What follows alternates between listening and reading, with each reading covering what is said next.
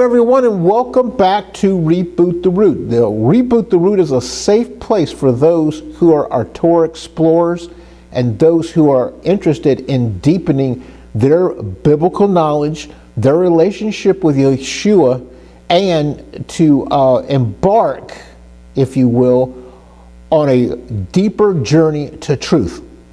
This is what Reboot the Root is about, is we're learning to embrace the ancient paths, to return back to our Hebrew roots, and we're also questioning the answers, okay? So this is a safe place for you that you don't have to worry about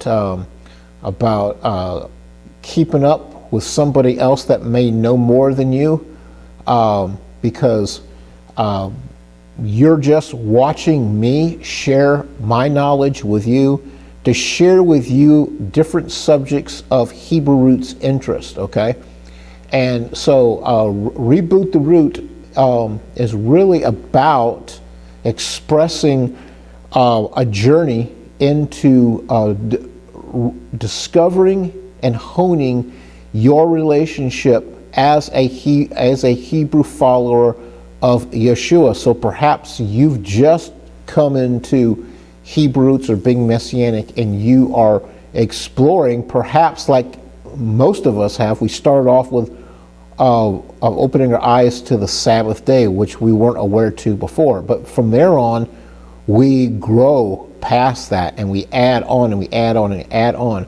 And so here at Reboot the Root, I'm picking subjects that I think that would be of interest to you, because this channel is built for newbies, people who are new to Torah, people who are new to following after Yeshua in a Hebraic way, a Hebraic understanding. So this is for new believers, people who are less than 2 years in the faith, or you've just had your awakening to truth. So anyway, welcome to this channel, and I want to welcome you to our exciting series that we're continuing to talk about, which is of interest to anybody, whether you're Hebrew roots or not, because it's going to help you study the Bible more deeply. You're going to have a more firm foundation of the words that you're reading about in the Bible to find out what they originally meant. And so to make that happen, we are studying the Hebrew language. Okay, so aptly named, this series is called "Excuse My Hebrew." Okay, and we're already towards the end of our journey. We're in episode 20, and in the past episodes we have learned about the Hebrew letters, and we have learned about some things to look out for that will keep you on the straight and narrow in learning Hebrew. So as a reminder, this is not a deep Hebrew class. This is a beginnings class. So if you already know how to read Hebrew, this will be boring to you. So this is for people who know nothing at all right? And so episodes 1 through 18 were all about learning about our Hebrew letters, and actually 1 through 17, episodes 1 through 17. So if you haven't already looked at those episodes, please go back and maybe binge watch those so that you can know where we've been talking about the Hebrew letters. And so the last few episodes, we've been kind of doing a little bit of review of stuff that we've already learned in all the other episodes. But now here in episode 20, we're going to continue on with some things that are sort of new, but I've been bringing you along the way in the diacritics, or the vowel pointing of Hebrew letters. But we're going to go more into it, more specific and more determined, and that's all we're going to be talking about is the diacritics. So the diacritics are called the Nakud of Hebrew, and they're vowel pointers, okay? So we're going to talk about them more specifically, kind of like what we did with the Hebrew letters. But before we do, we want to kind of talk a little bit about diacritics, okay? We got into it in the last episode, but we will kind of refresh us what the diacritics are so that we can understand. So basically, when we're talking about diacritics, we're just talking about the vowel pointers. So if you've ever seen any Hebrew, not any, but a lot of Hebrew words, they have these dots and dashes under and above Hebrew letters, and those are going to show us how to pronounce a word. Now, probably in Israel, you might not see so much of that because it's kind of like in English, we sight read, we sight recognize words, and that's the same way in Hebrew. After you've seen a word so many times, like shalom or Yahweh or Yeshua, these are common words that you would just know by sight because you've seen them so many times. So that would be the case like in Israel. But while you're learning Hebrew, it's good to have these diacritics so that you can know how to pronounce the word, okay? So let's talk a little bit about diacritics, and we already talked about this in the last episode, but we're going to spend a little time here. So the Nakud, according to Wikipedia article called Hebrew Diacritics, Nakud is a system of diacritical signs used to represent vowels or distinguish between alternative pronunciations of letters of the Hebrew alphabet, okay? So it's important that we know that Hebrew, with the diacritics, there are 5 different vowel sounds. They come in I, E, A, O, and U. And so there's different variations of the A and the O, which gives you a U sound, an U sound. There's a ah sound, an A sound, short and long versions of A and E, to where the E will make kind of an I sound, okay? So different variations of E, A, and O will produce U sounds, will produce other E sounds, and produce I sounds, as well as A sounds, okay? So we're going to find out about that a little later.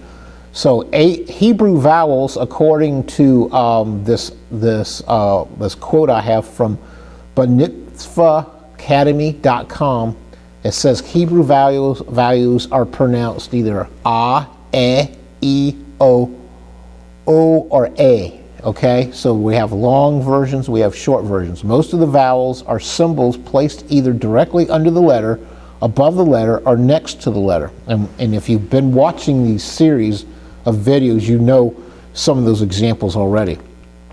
The mitzvahacademy.com also continues to say that there are 3 types of Hebrew vowels: long, short, and reduced. So in my series, I'm not going to cover the reduced because to me, as a beginner, it's kind of confusing.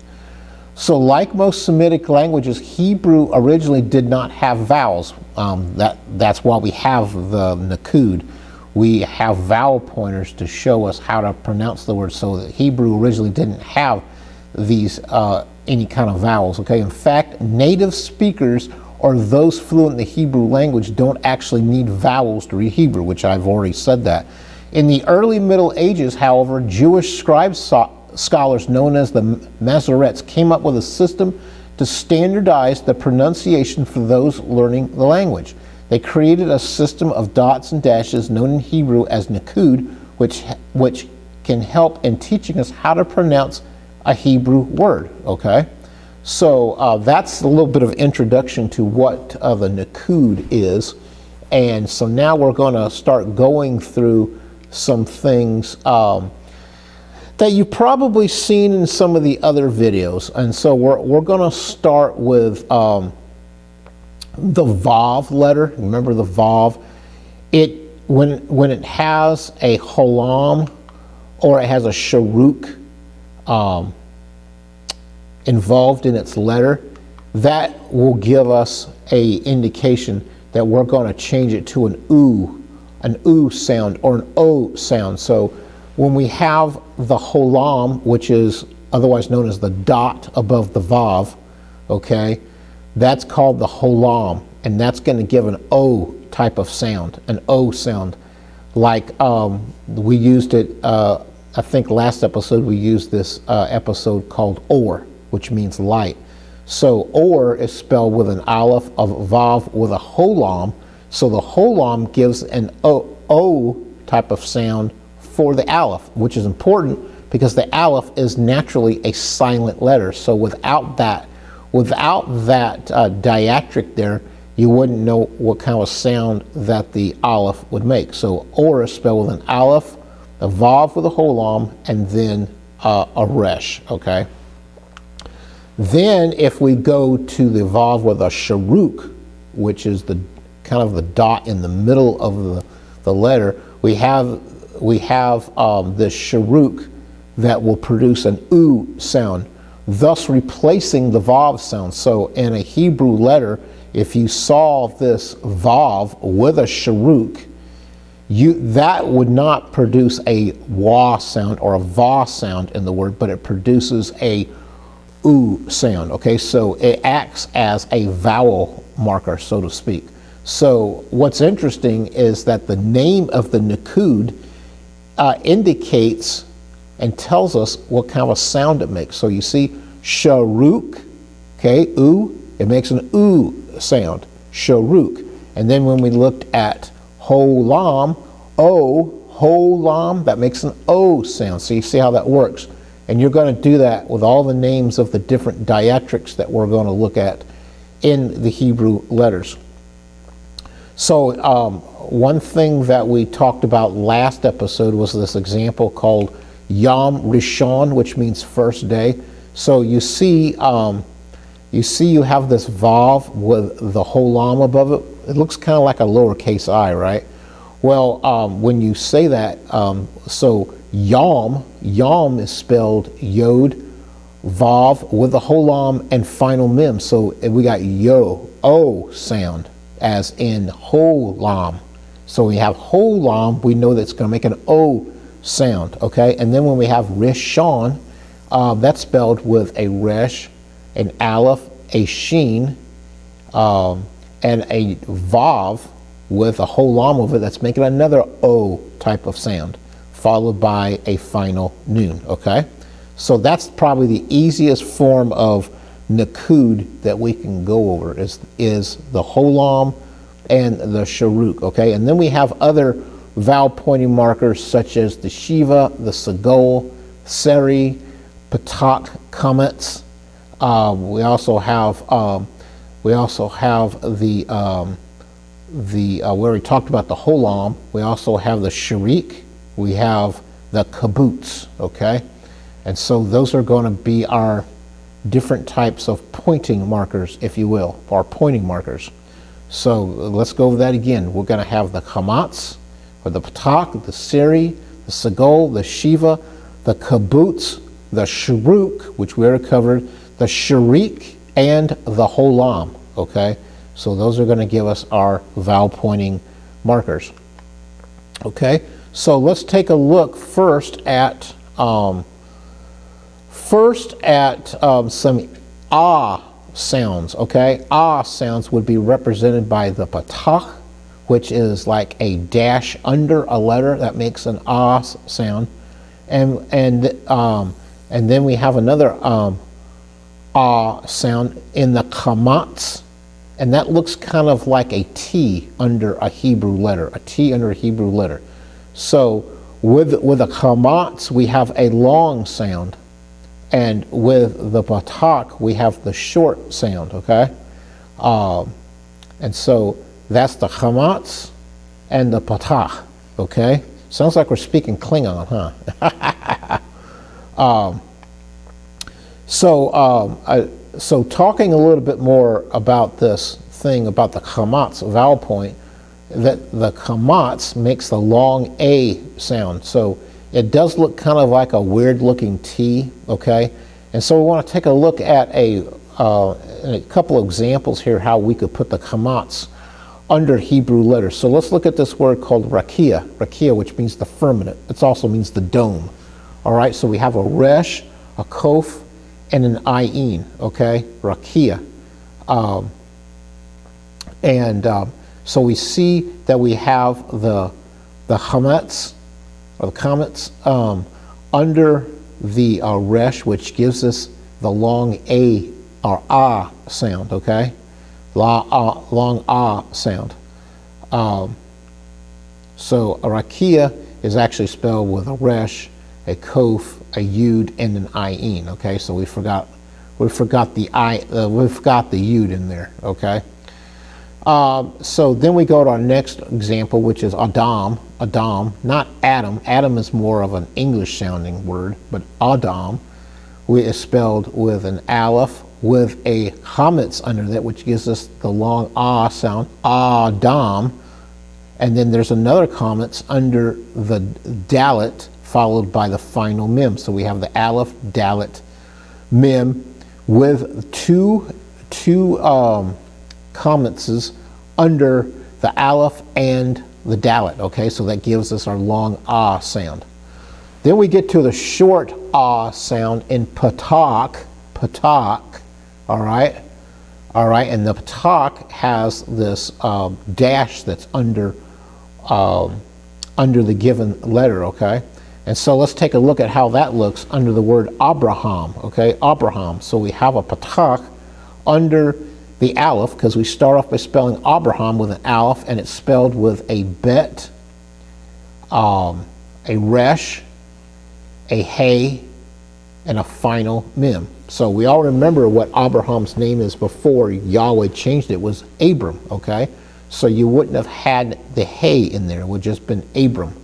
But we see that we have the patak underneath the aleph, which gives us the Abraham sound, the short ah sound. Okay. Then we move over to some e sounds, sounds. Okay, so we're going to have the segol, the shiva, and the seri. Okay, sorry about that. The segol, the shiva, and the seri are the sounds that are made for the sound, the sound, the e letters, or the e sounds. So let's take a look at a couple of examples. So we have Bereshit. Okay, Bereshit. We have the shiva that's underneath the bet that gives us the sound, as in Bereshit. Okay, and then we have the seri, which gives us another e type of sound, beri sheet. Okay, Bereshit. And so then we look at this word called eretz, which represents the segol sound. The eretz, we see the segol in the eretz starting off with the aleph that has a segol under it. See the sound that it makes, an sound. There's also a segol underneath the resh for the eretz. Okay, so that's our eretz using the vowel marker of segol. So those are our examples of using some vowels, using the segol, the seri, and the shiva. Okay, segol, shiva, seri are in these examples of Bereshit and eretz. Then we have looking again at our seri, which looks like you have two dots next to each other. Okay, that makes the sound, and we see this in a great example called heart. And that Hebrew word is lev. Lev means heart, and we see the seri underneath the lamed that gives us an sound for the lamed to give us lev. And of course, lev is spelled with the lamed with a seri under it, and followed and concluded by the vet. Okay, and remember, we talked about before that if that bet is missing the dagish, it's a vet, which we have here. Okay, then we go on to the shiva that makes a very quick and short e sound, and that shiva is got two dots, one on top of each other. Okay, you remember the last one, it had dots that were next to each other. These ones have one on top of the other, and that's called a shiva. A shiva, and you can see it has the e sound, as in shiva, and it makes the very quick and short e sound. And we see this in Mitzrayim, which means Egypt. So you can see when we look at the word Mitzrayim, we see that the Shiva is underneath the Zadi Hebrew letter, which gives us the E sound. So if we start spelling this word Mitzrayim out, we start off with Mem, which has the Sharik under it, and that gives us another E type of sound, and then it's followed by the Zadi, which has the Shiva under it. The Shiva is the two dots, one on top of the other, and that gives us a short, quick E sound. Okay, and so that's Mitzrayim, okay? And then looking again at the Shiva sound, we look again at another word called Zadika. We see the Shiva being under the Zadi that gives us the E, the short E sound, followed by the Resh, which has the Kamatz under that, if you recall, and followed by the Kof, which has another Kamatz under that, and then ends with the Hey. So we have Zadika, and you can hear the Z with the Shiva vowel point sound under that. And then talking about the Segel, making the short sound. So the Segel is like a triangle of dots. Okay, I guess that's a good way of putting it. A triangle of dots is the Segel, and it makes a short sound. And so we see in an example as in Achad. Achad means one. Okay, you've heard that the Lord our God is Echad, He's one. So we see the Segel under the Aleph, which gives us the sound.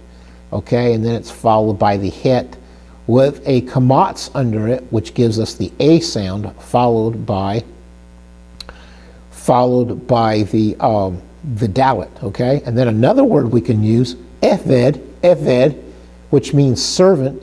We have two Segels under here, one under the Ayin and one under the Vet, okay? And it's then followed by the Dalet, okay? Eved. We have two Segels under there, a double Segel, okay?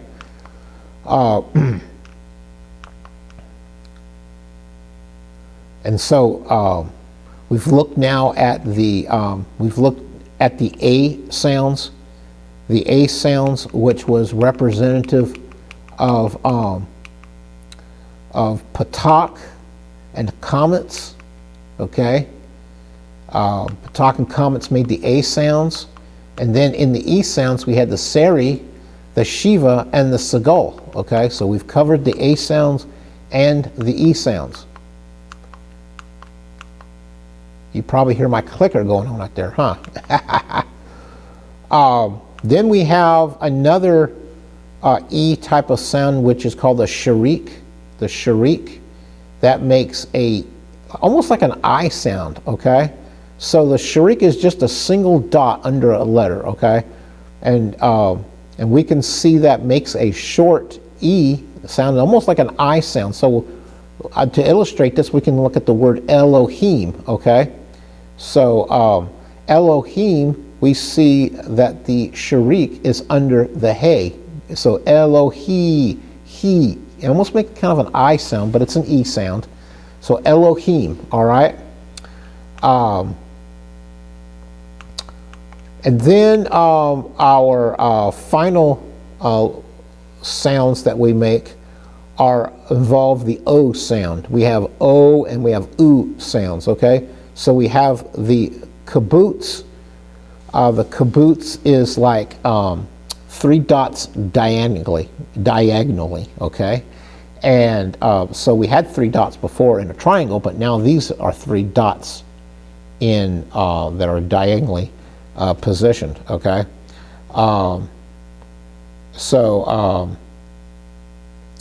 Let's take a look at that in an example, which is kulenu. Kulenu, that almost sounds like a Hawaiian word, doesn't it? Kulenu means all of us. All of us is kulenu. So we see the kibbutz under the the cough, okay? Under the cough, we see that kibbutz under the cough, which gives us an oo sound, kolenu, kolenu, okay? And in this kolenu, after the cough, we have the lamed, which has the chametz sound, makes the a sound, as in kulenu, all right? And then it's followed by a noon, and it ends with another vowel making device, which is the vav with the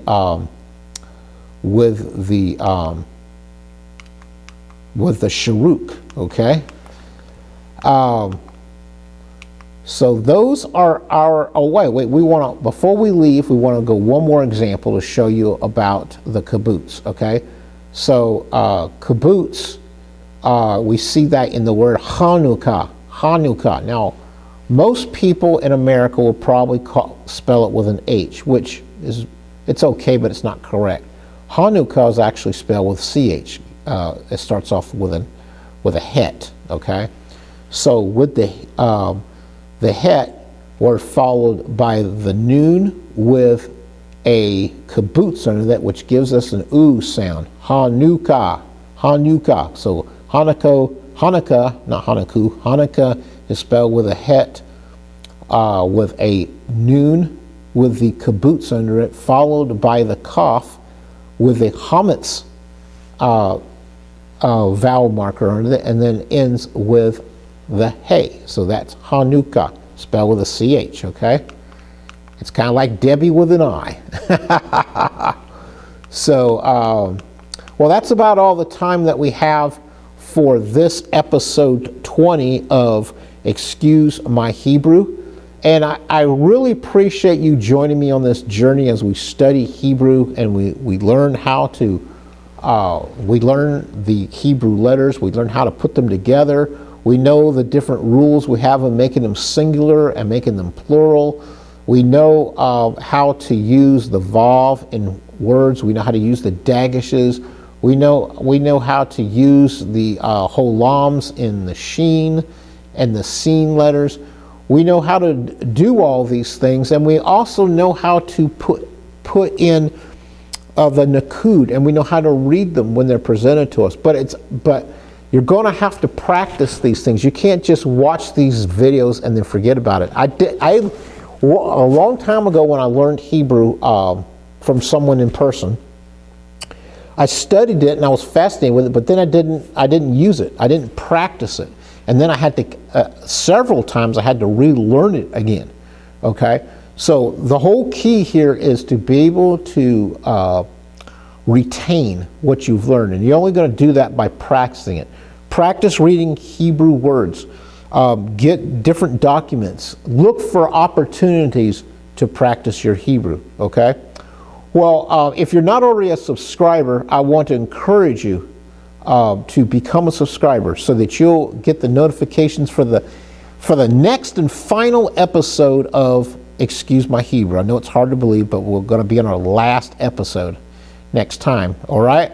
And if you've liked this video, I'd appreciate you giving me a thumbs up, because it makes the video more popular when I get more likes, okay? So if you're not a subscriber, hit that subscribe button. Also, like this video, and if you want to send a comment to me or a question, you can reach me at reboottherootjourney@gmail.com, okay? Well, it's been so good having you on this journey with learning Hebrew, and we're not done yet. Come back next time for episode 21, and we'll do the conclusion. Well, for now, this is Shalom.